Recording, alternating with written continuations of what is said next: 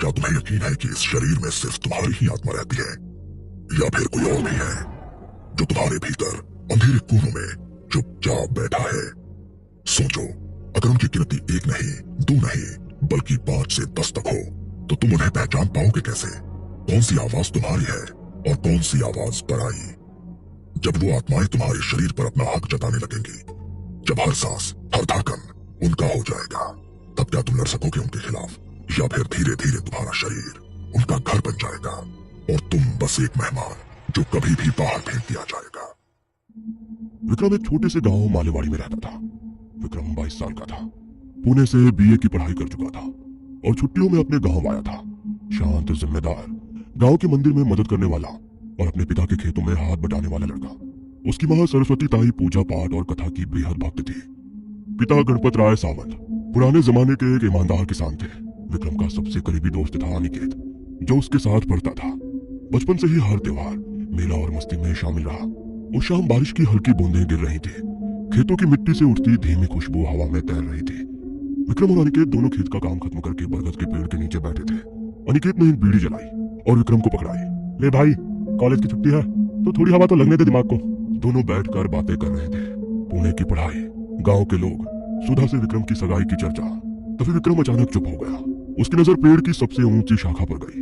अनिकेत ने उसकी तरफ देखा। अबे बोल क्यों नहीं रहा? विक्रम ने शांति से कहा। तू देख नहीं रहा है क्या? कोई ऊपर बैठा है। अनिकेत ने ऊपर देखा। कुछ नहीं था। पेड़ सिर्फ हवा से हिल रहा था और अंधेरा थोड़ा घना हो रहा था। चल अंदर चलते हैं, बारिश तेज होने वाली है। लेकिन विक्रम ने बस एक टक देखा और कहा, तू जा, मैं बस थोड़ी देर में आता हूँ।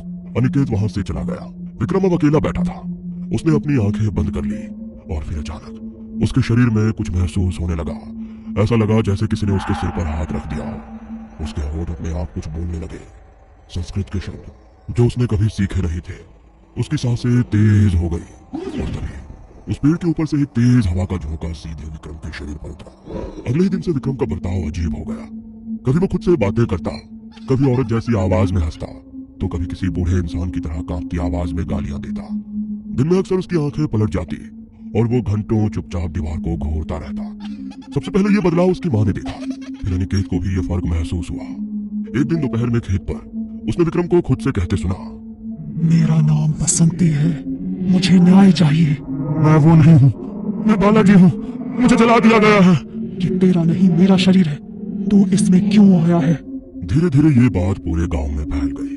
गांव वालों को समझ में आ गया कि विक्रम के साथ कुछ जरूर हुआ है। जब गांव के लोग उसे देखने आए, उसमें एक बुजुर्ग थे। उन्होंने ये बताया, बरगद का वो पेड़ जहाँ विक्रम उस शाम बैठा था, पुराने जमाने में फांसी देने की जगह थी। वहाँ जिनकी मृत्यु हुई, उनकी आत्माएं अब भी भटकती हैं। उनका मानना था कि उन आत्माओं में आपस में कोई पुराना संबंध था।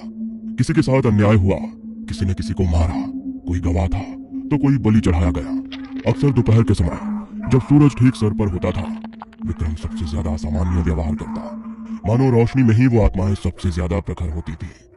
गांव में डर फैल गया। बच्चे विक्रम को देखकर भागने लगे और जब वो अकेला सड़कों पर चलता दिखता, लोग अपने घरों के दरवाजे बंद कर लेते। अब सवाल ये था, ये आत्माएं क्या चाहती थी और क्या वो विक्रम को कभी छोड़ेंगी? अमावस्या की रात को विक्रम ने कुछ अजीब मांग की। कभी वो आधी रात को जोर जोर से चिल्लाने लगता, मुझे काले मुर्गे की बलि चाहिए, तो कभी किसी को देखकर कहता, बिल्ली का खून दो। वो खून से सना खाना मांगता, तो कभी जले हुए चावलों की थाली। कई बार उसकी मां ने देखा कि वो अकेले में कच्चा मांस चबाने की एक्टिंग करता या मिट्टी खाने की कोशिश करता। गणपत राव और सरस्वती ये देखकर बहुत डरने लगे और विक्रम की चिंता करने लगे। अमावस्या की रात जैसे उन आत्माओं को एक नई ताकत मिलती। उस रात विक्रम पूरी तरह बदल जाता। उसका शरीर कांपता, मांसपेशियां कट जाती और उसकी आवाजें एक साथ गूंजने लगती, जैसे एक ही समय में कई लोग उसके अंदर से बोल रहे हो। कभी कभी वो खुद को जमीन पर पटक लेता, तो कभी दीवारों पर सर मारता और चीखता, जैसे उसके अंदर युद्ध चल रहा हो। कोई डॉक्टर ये समझ नहीं पाया कि इतनी चोटें खुद कैसे लगी और उसका इलाज कैसे किया जाए। घर वाले और अनिकेत ने फैसला किया, हर अमावस्या को उसे बांध कर रखते और दरवाजे पर नींबू मिर्ची लटकाते, क्योंकि अमावस्या को अगर उसे खुला छोड़ दिया जाए तो वो किसी और को भी मार सकता है। अब जब विक्रम की हालत काबू से बाहर हो चुकी थी, तो अनिकेत और गणपत राव मिलकर कोई तांत्रिक बाबा को ढूंढने लगे। गणपत राव के दोस्त ने उसे वामन जोशी बाबा के बारे में बताया, जो पड़ोस के गांव में रहते थे और कई सालों से ऐसे मामलों की साधना कर रहे थे। अनिकेत और गणपत राव ने बाबा को विक्रम की हालत के बारे में बताया और खासकर अमावस्या की रात की कहानी बताई। बाबा ने घर आकर पहले विक्रम को दूर से देखा, फिर कुछ मंत्र पढ़कर उसके माथे पर हाथ रखा। तुरंत ही विक्रम की आंखें पलट गई और वो जोर जोर से हंसने लगा। कभी एक औरत की आवाज में, कभी बच्चे की चीख में, तो कभी किसी बूढ़े पुरुष की आवाज में। बाबा समझ गए, इसके शरीर पर किसी ने कब्जा किया है। शायद एक से ज्यादा आत्माओं ने, और हर आत्मा की कहानी अलग है। इसको मुक्त करने के लिए सही समय का इंतजार करना पड़ेगा। आप लोग कुछ दिन तक इसका विशेष ख्याल रखो। इसे अकेला मत छोड़ना, किसी अजनबी से संपर्क ना होने दें, और घर में हर रोज हनुमान चालीसा का पाठ करते रहो। उचित मुहूर्त पर सभी आत्माओं की कहानी जानकर मैं उनकी मुक्ति की प्रक्रिया कर पाऊंगा। तब तक विक्रम को संभालना ही सबसे बड़ी चुनौती होगी। इतना बताकर बाबा वहां से निकल गए। अगले कुछ दिन विक्रम के घर वालों ने उसका ख्याल रखा, उसे बाहर जाने से रोका और उसने जो कुछ मांगा उसे दिया। बाबा ने अष्टमी का मुहूर्त निकाला और उसके एक दिन पहले विक्रम के घर पहुंच गए। उन्होंने विक्रम की हालत देखी और फिर विक्रम के चारों ओर घेरा बनाकर कुछ मंत्र पढ़े और विक्रम की आंखों में देखा। विक्रम का शरीर कांपने लगा और उसके चेहरे के भाव बदलने लगे। एक पल में वो स्त्री बन गया, अगले ही पल बच्चा, फिर एक पुरुष। तुम कौन हो? एक एक करके अपना नाम और मृत्यु की वजह बताओ। अब एक एक कर आत्माएं सामने आने लगी। मैं बसंती हूँ। मुझे दहेज के लिए मेरे पति ने जला दिया था। उसकी आत्मा न्याय मांग रही थी। मेरा नाम बालाजी है। 12 साल का मासूम लड़का जिसे उसके रिश्तेदारों ने कुएं में धकेल दिया। वो अपने अंतिम संस्कार की मांग कर रहा था। मैं राजन हूँ। मुझे गांव वालों ने बलात्कारी घोषित करके कुएं में धकेल दिया था। उसकी आत्मा अभी भी गुस्से में थी और कहती थी कि उसका अपमान हुआ है। मैं मीरा हूँ, एक स्त्री जिसकी नई नई शादी हुई थी और उसने आत्महत्या की थी। लेकिन उसकी आत्मा ये मांगने को तैयार नहीं थी कि उसकी मौत हो चुकी थी। वो अपने ससुराल वालों से बदला लेना चाहती थी। नाथू, एक शराबी जिसने कई अपराध किए थे और अब विक्रम के शरीर से प्रायश्चित करना चाहता था। तुम सबने विक्रम को ही क्यों चुना और तुम्हें इससे क्या चाहिए? इसके शरीर में शांति है, इसका मन साफ है। हमें शांति चाहिए, इसलिए हम इसके शरीर में आए हैं। हर आत्मा ने अपनी अलग अलग मांगे रखी। मुझे काले मुर्गे की बलि चाहिए। मुझे बिल्ली के खून से तिलक। मैं गंगा जल से स्नान करना चाहता हूँ। मेरे लिए राख से एक मंडल खींचो। मुझे पीपल के पेड़ के नीचे दिया जलाना। बाबा ने गणपत राव और सरस्वती से कहा, आप लोग पूजा की तैयारी करो और इस चिट्ठी में जो सामग्री लिखी है वो सब सामान लेकर आओ। अब ये एक लंबी और कठिन प्रक्रिया की शुरुआत थी। अष्टमी की रात आ चुकी थी। गांव में घना अंधेरा और चारों ओर हल्की हवा चल रही थी। विक्रम के घर वाले बाबा के निर्देशों के अनुसार पूजा की सामग्री लेकर घाट के किनारे पहुंचे। काला मुर्गा, गंगाजल, नींबू, राख, पुराने तांबे के पात्र और पीपल के पत्ते। बाबा वामन जोशी ने वहां 2 पूजा स्थलों की तैयारी की। एक तरफ भगवान की पूजा रखी गई थी, जहां विक्रम के माता पिता और अनिकेत जैसे करीबी लोग दीप जलाकर बैठ गए ताकि वो मंत्र और हवन में शामिल रहे, लेकिन विक्रम की पीड़ा ना देख सके। दूसरी तरफ बाबा ने हवन कुंड जलाकर पीली मिट्टी, राख और रक्त के एक बड़ा मंडल खींचा।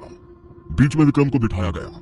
चारों पंडितों ने उसे चारों दिशाओं से घेर लिया और जोर जोर से तंत्र मंत्र का जाप शुरू किया। जैसे जैसे मंत्र तेज हुए, विक्रम का शरीर कांपने लगा।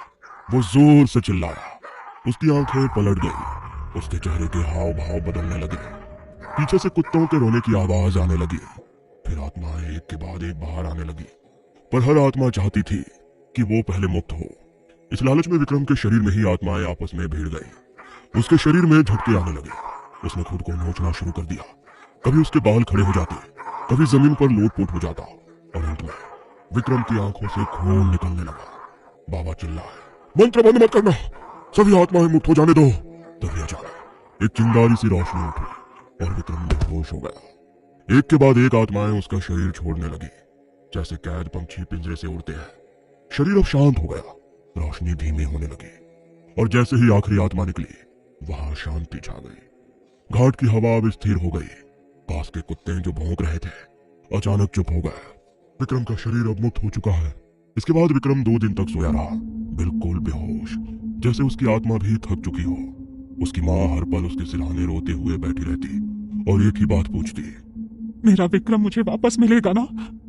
मेरा विक्रम ठीक हो जाएगा ना? ठीक हो जाएगा ना मेरा विक्रम? तीसरे दिन सुबह विक्रम की आंखें धीरे धीरे खुली। उसका चेहरा उतरा हुआ था, आंखों के नीचे गहरे काले घेरे पड़ चुके थे। उसने धीरे से पूछा, मैं कहाँ हूँ? बाबा ने उसकी ओर देखा और मुस्कुराए। तुम अपने घर पर सुरक्षित हो और अब सिर्फ तुम ही हो और कोई नहीं। विक्रम को कुछ भी याद नहीं था कि ये 2 महीने कैसे बीते। उसे बस इतना याद था कि उसने बरगद के नीचे किसी चीज को देखा था। उसके माता पिता और अनिकेत को महसूस हुआ कि विक्रम अब पहले जैसा नहीं रहा। वो अब ज्यादा बात नहीं करता था, अकेले बैठता और कभी कभी आसमान की तरफ ऐसे देखता जैसे किसी को ढूंढ रहा हो। सुधा, जिससे उसकी सगाई हुई थी, फिर कभी उससे मिलने नहीं आई। विक्रम के दोस्त अनिकेत ने कई बार उसे हिम्मत देने की कोशिश की, लेकिन हर बार विक्रम बस हल्के से मुस्कुरा देता। और जब कोई उससे पूछता तो ठीक तो है ना विक्रम, तो वो बस एक लंबी सांस लेकर कहता, शरीर तो एक ही है, पर किसका है ये आज भी तय नहीं हुआ है।